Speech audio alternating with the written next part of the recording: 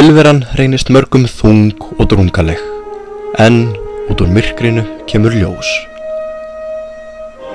Hann er mikilvægur maður sem tekið hefur þátt í að breyta gangi sögunar. Í dag er hann þekktur og dáður af fólki allan heim. Hann hefur mikilvæg og sterk sambönd, en hefur ávallt litið á sig sem jafningja alþýðunnar. Nú, kosningarnar 2010, býður Sæmundur Rögnvaldsson sig fram til þess að leiða nemendafélag Menntaskólans við Hamrahlíð.